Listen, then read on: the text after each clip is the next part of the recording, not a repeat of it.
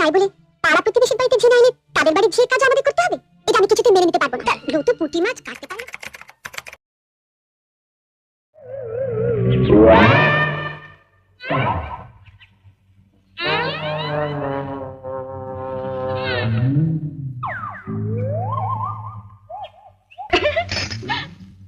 মা, দিদি এদিকে কাজ সারছে, মোচাটা কিভাবে কাটি একটু দেখিয়ে দিন না। হ্যাঁ কপাল, এত বড় ধাড়ি মেয়ে হয়েছে এখনো মোচা কাটতে পারো না? তোমার মামি তাহলে একদিন কি শিখিয়েছেন তোমাকে?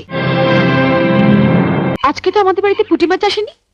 এই পুঁটি মাছ এলো কোত্থেকে? লতিকাদের বাড়িতে আজ কাজের মেয়েটা ওগুলো কাটতে দিয়ে গেছে। ওর নাকি আজ ঠাকুর এসেছে, সে নাকি পুঁটি মাছ খেতে খুব ভালোবাসে। এদিকে তোমার অসুস্থ ছেলে খিদের জ্বালায় কাঁদছে, আর তুমি লতুর ঠাকুরপোকে পুঁটি মাছ খাওয়ানোর জন্য। সব কথাতে এভাবে হেসো না তো। ওঠো ওঠো বলছি। তুই তো লতুকে চিনিস, এসে যদি দেখে মাছ কাটা হয়নি। সে আমি বুঝবো, তুমি হাত ধুয়ে ছেলের কাছে যাও। না ছোট, আমি কেটেই যাব।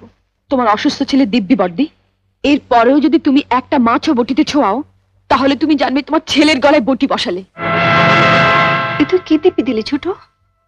ওঠো ওঠো বলছি। বড় বৌদি, বড় বৌদি, ও বড় বৌদি। বড় বৌদিকে কেন? দরকার আছে। কি দরকার আগে আমাকে বলো। তোমায় কেন বলবো? দরকারটা আমার ওর সঙ্গে। দাঁড়াও, সাগরে পৌঁছতে গেলে তোমাকে যে আগে এই ছোট নদীটা পেরোতে হবে ঠাকুরজি। সাগর? আজ আমিও দেখবো ওই সাগরে কত জল আছে। কি রে লতু, কি হয়েছে? এত চেঁচামেচি কিসের? দেখো না মা, কতদিন বাদে আমার ঠাকুরপো এলো, বলে একটু পুঁটি মাছ খাবে। আমি সে কখন পুঁটি মাছগুলো কাটতে দিয়ে গেছি, আর তোমার বড় বউয়ের এত সাহস, ওগুলো না কেটে ঘরে খিল দিয়ে বসে আছে। আমি বড়দিকে মাছ কাটতে বারণ করে। তুমি বারণ করেছো? হ্যাঁ। কেন? মা, আমরা বাঙালি ঘরের মেয়েরা বিয়ের পর অনেক আশা নিয়ে স্বামীর ঘর করতে এসে ঝিয়ের কাজ করি, এটা আমরা মেনে নিয়েছি।